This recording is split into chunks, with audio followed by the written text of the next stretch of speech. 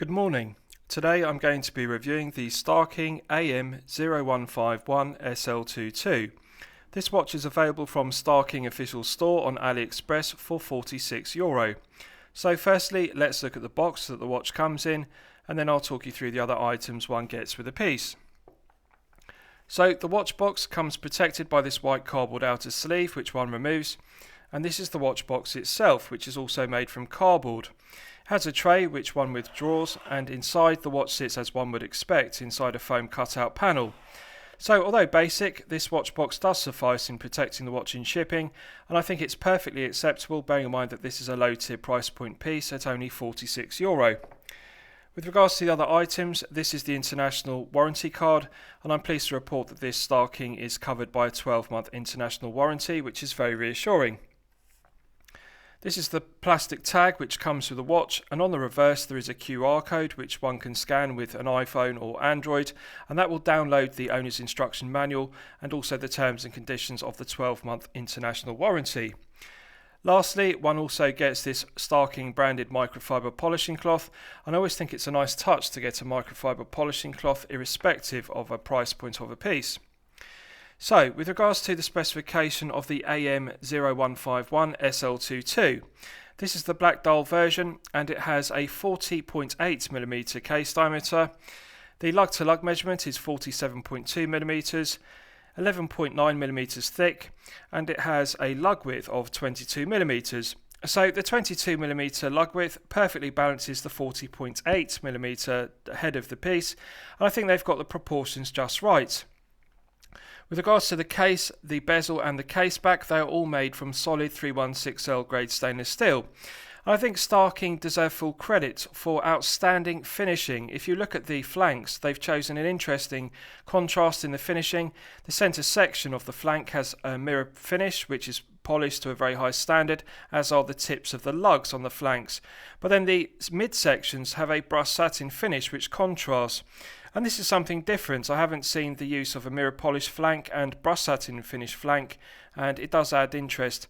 The case finishing is the kind of finishing one would expect to see on a high tier piece or mid tier piece rather than a low tier piece only costing €46, so they deserve full credit for that. The other thing I want to give Starking due credit for is the use of solid 316L grade stainless steel throughout. None of the components are made from nickel plated brass, which is often the case when watches are below $100 price points in the low tier. But the bezel is solid 316L grade stainless steel, as is the screw down crown, the case, and also the exhibition case back.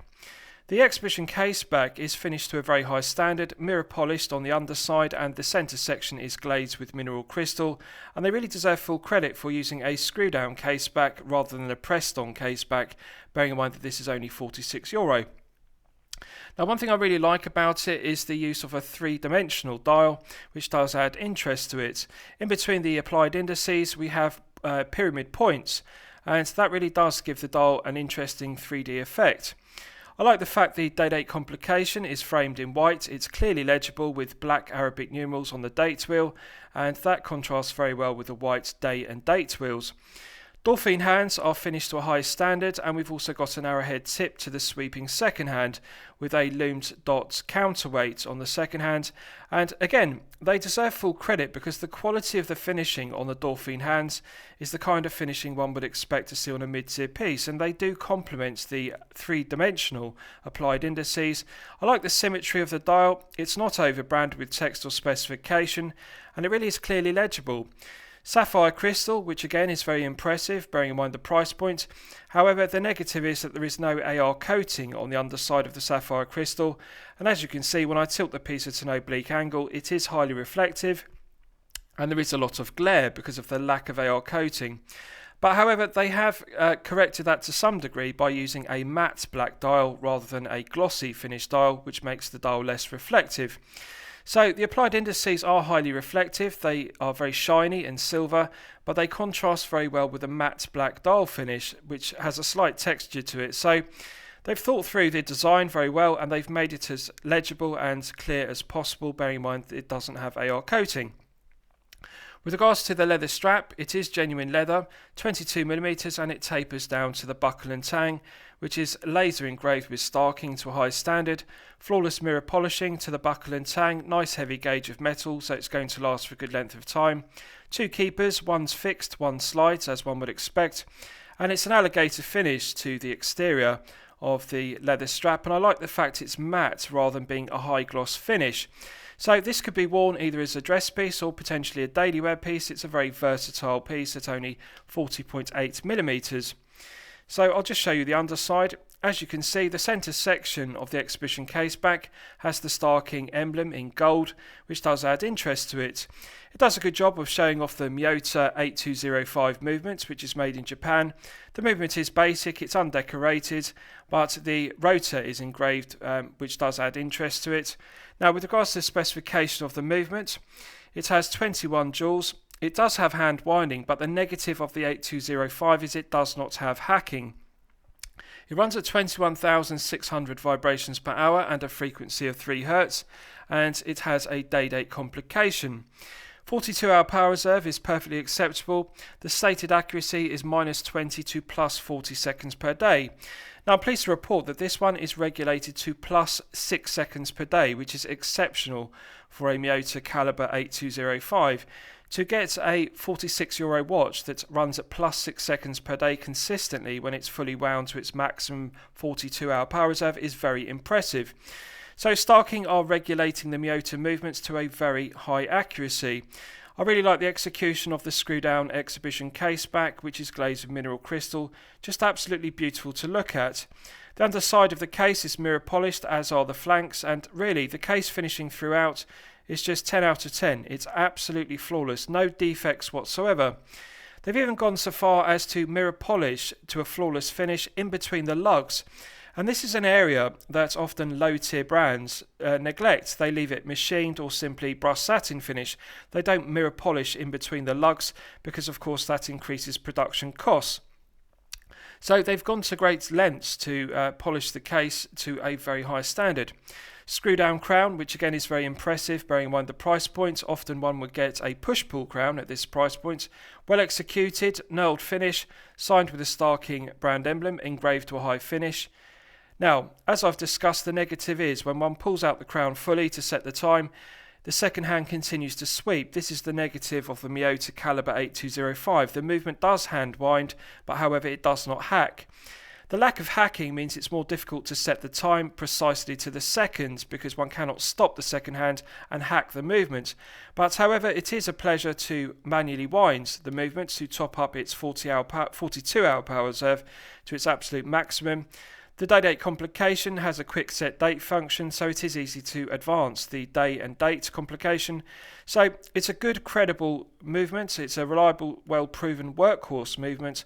But however, the other negative is, apart from the lack of hacking, is due to being 3 Hz. The second-hand judders or stutters around the dial rather than sweeping as smoothly as a 4 Hz movement running at 28,800 vibrations per hour. Unfortunately, the 3 Hz frequency is a characteristic of movements that run at 21,600 vibrations per hour, such as this Miyota 8205. So these are things one has to live with, the lack of hacking and the stuttering secondhand, but however for the majority of collectors that isn't going to be a problem. Now, I can't give you a wrist shot doing up the strap because as you can see it is a fraction too short. I'll just pull out the buckle to show you this properly. The strap is just a fraction too short for my 8-inch wrist, so as you can see when I wrap it around the wrist I can't do up the strap because it would only fit up to a maximum 7-inch wrist. So that's something to bear in mind. If you're a collector with a larger wrist of 7 to 8 inches, you are going to need to change the leather strap. But however, if you're a collector with a 6 to 7-inch wrist, you are going to find it to be no problems whatsoever. Now I'll hold it on the wrist and you can see how it fits. The 47.2mm lug-to-lug measurement gives a very comfortable fit on the wrist. It fits very snugly, wraps around the wrist very well, and it's relatively low profile at only 11.9mm due to the flat sapphire crystal.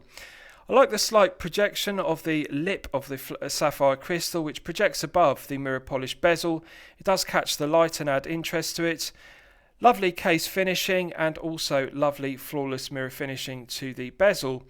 Perfect daily wear piece at 40.8mm. Really, the 22mm strap width is perfect because it does spread the weight of the piece, and it's an incredibly lightweight piece on the leather strap at only 65 grams. And that's very impressive, bearing in mind it's an automatic piece rather than a quartz, and also it is a solid 316L grade stainless steel case rather than being nickel plated brass. So very good looking piece, sublime comfort, feel good factor is outstanding, and the fit is also 10 out of 10 outstanding. Starking deserve full credit for coming up with an original design. It isn't an homage to any other piece. So let's do a lume test and we'll see how the watch performs when the lume's charged up to its absolute peak performance. So as always, I'm going to use my 100 UV LED torch to charge it up to its absolute peak. Right, so that's now fully charged, and as you can see, the lume is acceptable. There is a counterweight lume dot on the sweeping second hand, as you can see, and the Dolphin hands are also fully lumed with C3 Luminova. Bearing in mind that this is only €46, I think they've done a good job by not cutting corners with regards to the quality of the C3 Luminova used. Yes, it's not as bright and it's not glowing for the same length of time as Super Luminova, but however, one has to expect some cost-cutting measures because this piece does have a sapphire crystal. So I think the lume is acceptable. There is room for improvement. It could be upgraded to C3 Super Luminova rather than Luminova, but however that would inevitably increase the retail price from €46. So I think it's okay, and I think it is acceptable to make some cost-cutting measures to keep the retail price down to only €46. So lastly, I'll surmise the piece. What do I think of it overall? Well, when I'm considering reviewing a watch on my channel, the watch should meet two criteria. It should be both excellent quality and excellent value at the respective price points. So at only €46, this is unquestionably excellent quality and excellent value. I'm going to declare it a champagne watch for lemonade money. If you have a budget of only €50 and you're looking for a daily wear piece, this is it. The specification is strong. Sapphire crystal, automatic movement. The Miyota 8205 is a reliable, well-proven workhorse movement. The C3 Luminova is okay. Screw-down crown, 30 meters of water resistance, and we also have a screw-down exhibition case back. So it is the ideal daily wear piece, and bear in mind it is covered by a 12-month international warranty, which is also very reassuring. So I like it, and I'm going to highly recommend it to you for your consideration. I hope you've enjoyed my review of the Starking AM015SL22. Please feel free to post your comments below the video. Thank you very much.